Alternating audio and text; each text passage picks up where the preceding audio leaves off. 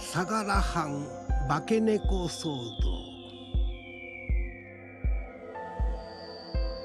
水上村の正禅院は普段は猫寺と呼ばれ、狛犬ならぬ狛猫が山門の両脇に立ち、訪れる人を見守っています。この寺は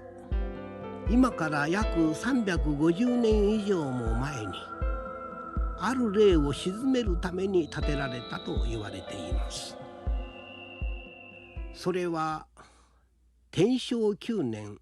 1581年のことでした。当時の人吉球磨地方は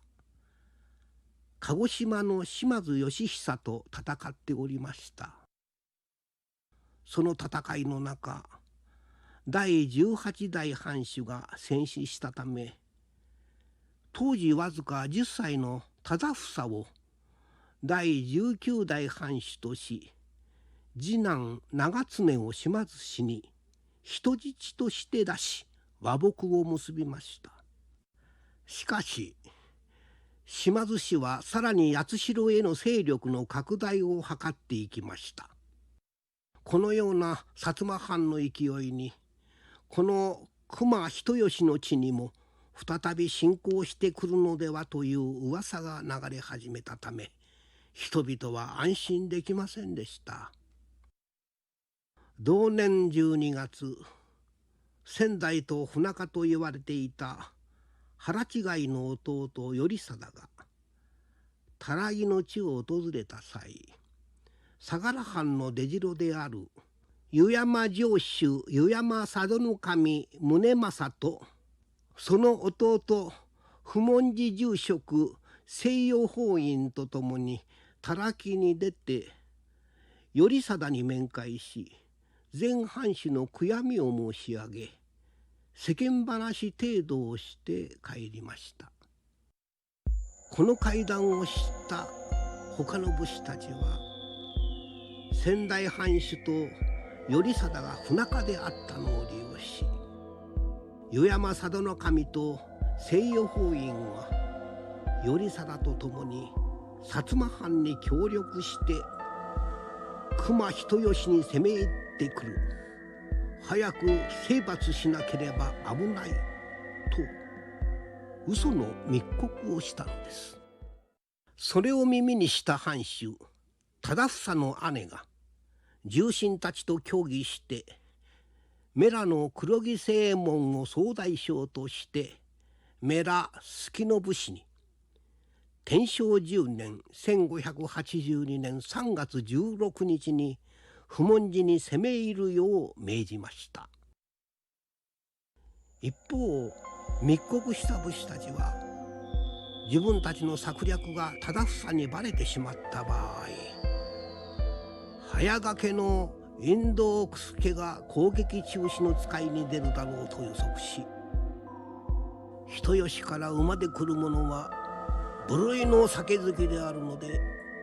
水を求められたら酒を出すようにと、行く先々にお触れを出しておきました。3月15日、家老の深見宗方は、湯山佐渡守は俗人だが、西洋法院は仏に仕える身、これを殺してしまっては取り返しがつかないことになると判断し、普門寺攻めは中止と決断。遠藤久助を普門寺に向かわせました。久助は途中免田の追事で喉が渇いたため、水をもらいに茶屋に入ったところ、住人はこの人が触れてあった酒好きの人だろうと思い、大きな湯飲みで焼酎を何杯も飲ませてしまいました。その後久助は多良木までは来たけれど、酔っ払って馬に乗ることも歩くこともできず、道に寝込んでしまったのです。宗政と西洋法院は自分たちが反逆のため追い打ちの命令が出たのを知ると、二人とも逃亡すれば本当に反逆と疑われると西洋法院は残り、宗政は日向へ逃れました。3月16日未明、黒木清右衛門らは球磨川を渡り不問寺に攻撃を開始し、止める弟子たちを切り倒し、怨行中の法院を声もかけず後ろから首を切り落とし、寺に火を放ったのです。ちょうど燃え上がったところへ久助が来たが、役目を果たせず事の次第を藩主へ報告し切腹してしまいました。無実の罪を着せられて殺された西予法院の母久月善女は、その恨みを晴らすため愛病玉垂れを連れて市房山神宮にこもり、自分の指を噛み切って心臓に縫い付け、またその血を愛病にもなめさせ、自分と一緒に怨霊となって黒木清右衛門をはじめ相良藩にたたるように言い吹くの21日間の断食の後、桃ヶ淵に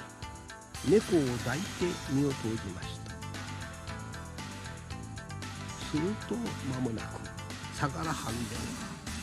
毎夜猫の玉垂れが忠房を苦しめ、また西予法院を撃った黒木清右衛門は狂い死にし、次々に奇怪なことが起こり始めました。そこで相良藩ではたたりの恐ろしさを逃れるため、西予法院とその母久月善女愛病玉垂れの霊を鎮めるため、不問寺跡に新しく正禅院を寛永2年1625年には別に観音堂を建て、法院の影仏として阿弥陀如来を、母の影仏として千手観音像を祀り、藩民には毎年3月16日には15日の市房山神宮参拝とともに猫寺参拝を行うように命じ、藩主自らもこれを実行したため霊も静まったそうです。